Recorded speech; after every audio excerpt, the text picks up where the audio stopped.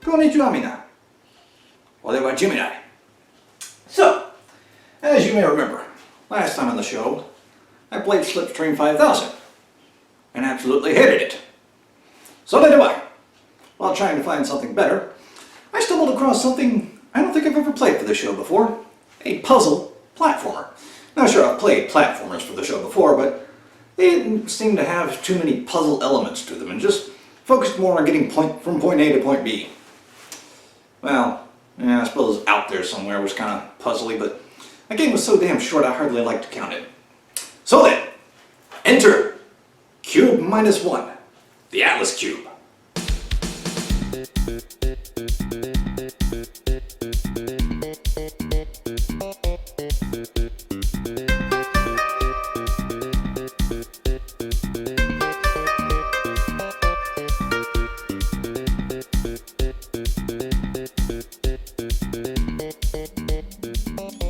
Qbeh-1, and yes, this is apparently pronounced cube. Okay then. Was developed by Liquid Flower and published in 2014 by Digital Tribe, who have a slew of other indie titles under their belt, such as Hyperdrive Massacre and Kings of Kung Fu. Now I couldn't find anything definitive on whether this is supposed to be a dash or a minus, but considering this game is a prequel to a game simply called Cube, I'm going with -1, it just makes more sense to me. The original Cube, by the way, was released 2 years prior and is available free on Asura. In Qbeh-1, your goal is to get to the end of each level via the use of various special cubes that you'll find scattered throughout the levels. The first type of cube, and most common that you'll find, is this red one, known as the structure cube. By placing structure cubes on special yellow tiles, you can create new platforms to reach previously inaccessible areas in the level. For the first few levels, these are the only cubes you'll use, but you'll soon discover more cubes as you progress through the game. There's the blue energy cube, which can be used to power certain doors and other objects.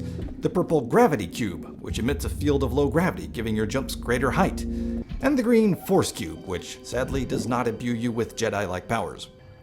Rather, it acts as a moving platform, traveling in whichever direction the surface it's placed upon is facing.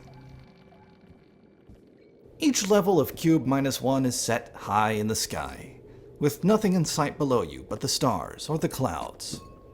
And if you're not careful and miss a jump, you could be falling into that void and back to the start of the level. Luckily, that's where these come in. These creepy-ass owl statues act as checkpoints. And while they can be a welcome sight at many points in the game, they do have a bit of a flaw I found in that they remain active until you find and activate another checkpoint. You can't activate the same one multiple times. For the most part, this isn't too much of an annoyance, but it can be a hassle, say if you activate one before tackling a particularly long puzzle with many cubes needed to pass it, only to die before doing so. Now, you could just concentrate on getting from the start of the level to the exit. Sure. But this game has secrets, for those that know how to look. There's one in each level, in fact, in the form of this golden pyramid. You don't necessarily need to find it to exit the level, but you do need to find them all if you want to play all the levels. You see, Qbeh-1 has 6 worlds, each divided into 6 levels, but the 6th world is only accessible once you've found and collected the pyramids from each of the previous levels. And if you want to complete the game 100%, you'll need to find the pyramids in the 6th world as well. Every once in a while you'll come across one that, while it isn't hidden in plain sight, is in a relatively easy to access area. But, more often than not, you'll need to go well out of your way to find one of these Triforce wannabes. Chotomate, is that an actual...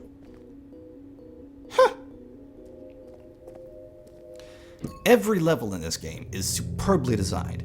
The structures are composed almost entirely of blocks, in keeping with the cube theme of the game, but I think the great thing about it is you hardly notice it unless you really stop to look at it. It all looks completely natural. Meanwhile, the music in the game is beautifully performed.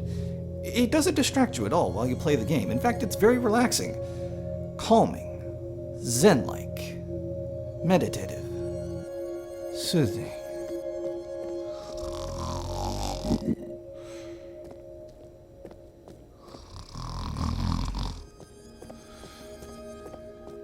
Oh, what?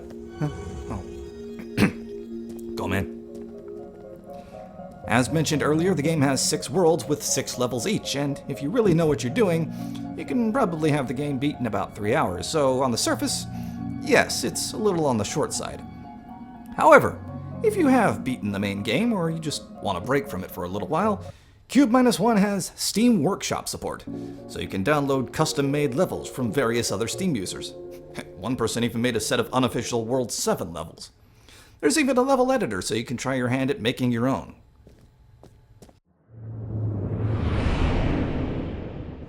Qbeh-1 is quite relaxing for a puzzle game, and while there were some bits that I found to be a little on the tedious and frustrating side, I enjoyed my time with it overall.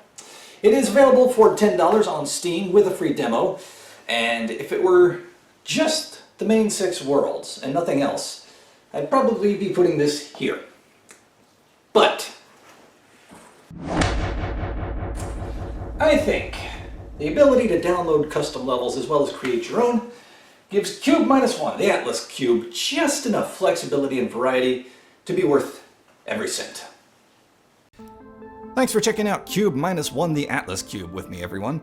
As I mentioned at the top of the show, I have played other platformers for this show in the past, and I've got links to a couple of them on the screen if you're curious about them, or you could just snoop around the whole playlist by clicking the logo on the left. Don't forget to like and share the episode if you liked it and indeed want to share it. And you can subscribe to the channel to stay up to date on new episodes of this and my new show, Work in Progress. Jikai made, sayonara.